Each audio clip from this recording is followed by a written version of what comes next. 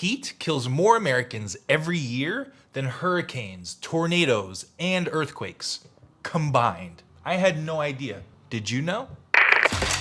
No AC, wet towels, frozen jugs, foil on the windows, real apartment, real thermometer, and a $200 fan against a $20 fan. By the end, you'll know exactly what to do the next time it's 100 degrees outside and the power company is asking everybody to chill out on the AC. Told you duct tape would fix it. Okay, so real quick on my method. I'm gonna reheat the apartment every single time with my central air. Then I'm gonna shut it off before the test begins. No fudging the numbers. Let's go. So you're bringing me in on this one? It's a cooling video, Stickum. Duct tape's cold to the touch. I'm basically a cooling device. You're more like a little tape goblin. But a cool goblin. Okay, so the difference between the cheap fan and the expensive fan was pretty much nothing. But here's the thing. Neither of these are cooling your room. A fan never lowers the temperature in a room, ever. A fan cools you down by blowing air over your skin and making your sweat evaporate quickly. That's what's actually cooling you down. The room temperature never really changes. So for the rest of this test, we're just gonna rock with your regular old fan. So here's something almost nobody knows. The CDC and the EPA both say that when the temperature outside starts getting around the high 90s, a bare fan by itself actually stops helping. It can even make things worse. Hear me out. So a bare fan by itself just blows air over you, and that can speed up your dehydration instead of cooling you down. That's why the rest of these tests aren't gonna be just how do we turn on a fan, it's gonna be how do we cool that air before the air from the fan touches you. That's the whole game.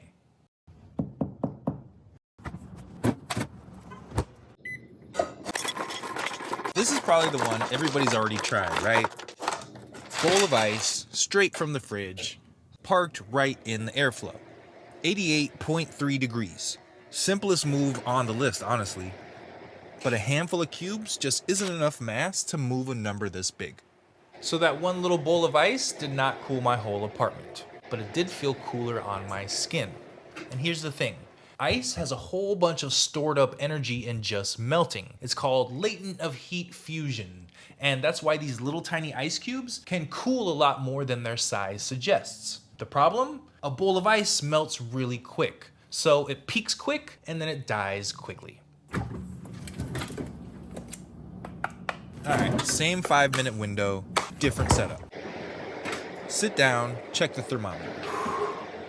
87.8 degrees, 47% humidity when we started. 5 minutes later, 86.9. Humidity didn't move at all, just temperature. So that's our best number yet, even if a modest one. But here's the thing, this is gonna run a lot longer than your ice bowl. Same physics as the ice bowl, just a lot more mass. So it's gonna take longer to melt and it's gonna pull heat out of the air for longer. More ice, longer runtime, it's that simple. All right, now it's time for the upgrade, Swamp Cooler Edition. Dip the towel in ice water, drape it over the back of the fan, let the air pull through it. At least that's the plan. 5 minutes in, barely anything moved. I can barely feel anything. So let's remove a variable. Bigger fan, more airflow, same wet towel, same 5-minute window.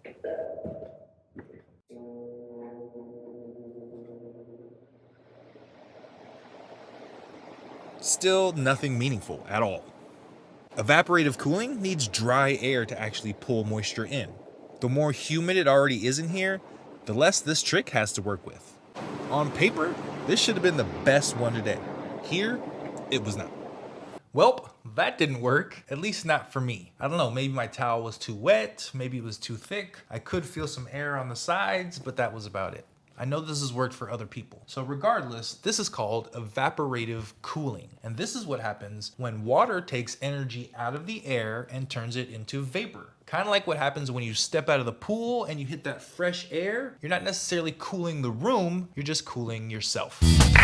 Have you ever considered duct taping yourself to the ceiling? Heat rises. I'm pretty sure you'd freeze. I don't think that's how that works, Stickum. cool goblin says try it anyway. Okay. This bathroom ceiling fan is not pulling its weight.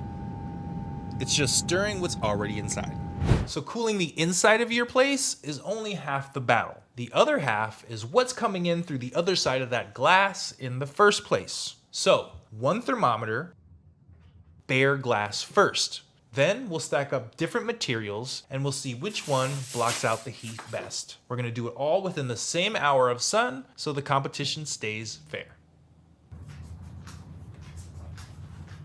This is the number to beat.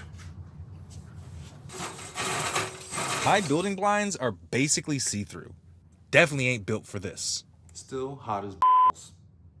So these built-in curtains that came with my apartment are trash. They don't block out any heat and barely block out any sun. Now these blackout curtains are actually pretty decent. They block out a decent amount of heat and pretty much all the sun. I wouldn't call it great because you can still feel the heat behind it, but definitely an upgrade. That's proper. What, 3 degrees? $5 of foil and some tape? Here's why this one is no joke. Foil has pretty much zero emissivity, meaning it doesn't carry any heat. It pretty much bounces it back. All right, before the windows go up, one quick detour. Kind of suits me, don't you think? All right, tinfoil hat, that's just a warm up. Here's the real application. Yo, come back to me. Cut it down to size, line it up against the glass. Tape the edges so there's no gaps and no sunlight leaking through. Kind of looks like I'm prepping this place for an alien abduction and not a heat wave, but let's just leave that alone. Needs more duct tape. This $5 roll is about to go head to head with curtains that cost 10 times that much. Reflective materials like this can easily block 80 to 90% of radiant heat coming into your window. It's kind of the same thinking as a space or emergency blanket, or why satellites are wrapped in tinfoil. So here's the real question. What if I stopped picking one trick and I threw everything together all at once in one room? Everything that worked, stacked in one room. Foil over the glass. Frozen jugs running behind the fan. A wet towel around my neck instead of on the fan this time. Every door is sealed off with a sheet. Same baseline reset as every test today. And guess what? The room held at 87.1.